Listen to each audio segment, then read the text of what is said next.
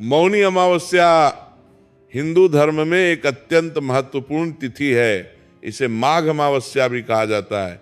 इस दिन मौन व्रत रखने और दान पुण्य करने का विशेष महत्व है। इस दिन से जूही कांचनपुरी के ब्राह्मण और धर्मराज की कथा सबसे प्रचलित है, जो इस प्रकार है। मौनी अमावस्या की पौराणिक कथा। प्राचीन काल में कांचीपुरम कांचनपुरी नगर में देवस्वामी नामक एक ब्राह्मण रहते थे। उनकी पत्नी का नाम धनवती था।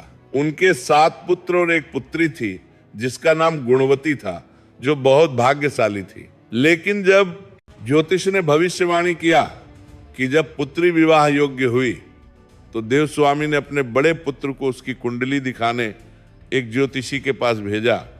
ज्योतिषी ने बताया कि विवाह के समय सप्तपदी फेरों के दौरान कन्या विधवा हो जाएगी। ब्राह्मण यह सुनकर दुखी हो गया। ज्योतिषी ने उपाय बताया कि यदि सिंहल द्वीप श्रीलंका में रहने वाली सोमा धोबिन प्रसन्न होकर अपना सिंदूर इस कन्या को लगा दें तो इसका वैधव्य योग मिट सकता है। देवस्वामी का सबसे छोटा पुत्र अपनी बहन गुणवती को लेकर सोमा धोबिन को ढूंढने निकल पचा। मार्ग में उन्हें एक विशाल सागर मिला। वे एक पेड़ के नीचे भूखे प्यासे बैठ गए। उस पेड़ पर एक गिद्ध का परिवार रहता था। जब गिद्ध के बच्चों ने भूखे ब्राह्मण बच्चों की स्थिति देखी तो गिद्ध के राजा ने उनकी सहायता की और उन्हें सागर पार सोमा धोबिन के घर पहुंचा दिया। सोमा धोबिन की सेवा गुणवती और उसके भाई ने सोमा के घर जाकर चुपचाप उसकी सेवा करना शुरू कर दिया।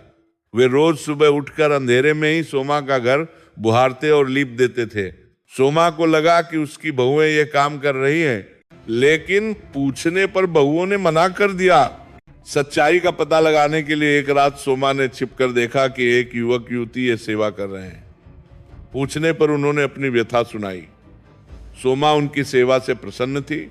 उसने उनकी सहायता करने का वचन दिया कि मैं अपने सिंदूर का दान दूंगी। जब गुणवती का विवाह हुआ, सोमा वहां पहुंची और अपना सिंदूर गुणवती की मांग में लगा दिया। ऐसा करते ही सोमा के पति की मृत्यु हो गई, क्योंकि उसने अपना सुहाग पुण्य दान कर दिया था। लेकिन रास्ते में सोचते हुए सोमा धोबिन तुरंत वापस लौट रही थी। रास्ते में उसने एक पीपल के पेड़ के पास रुककर भगवान विष्णु का ध्यान किया और पीपल की 108 बार परिक्रमा की।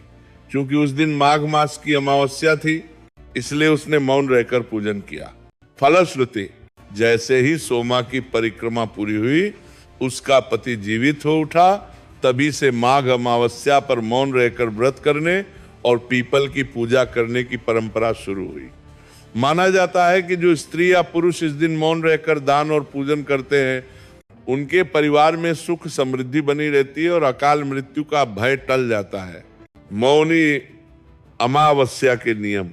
मौन व्रत, इस दिन वाणी पर नियंत्रण रखना और कम से कम बोलना सबसे महत्वपूर्ण है। पवित्र स्नान। गंगा या किसी पवित्र नदी में स्नान करना अत्यंत फलदायी माना जाता है। दान, तिल, गू, गर्म कपड़े और अन्न का दान करना चाहिए। क्या आप इस साल मौनी अमावस्या के शुभ मुहूर्त और पूजा विधि के बारे में जानना चाहेंगे?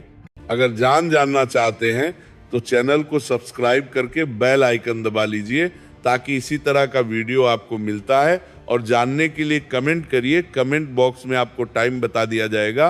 प्रिंस वीडियो वृंदावन, बिहारी लाल की जय राम।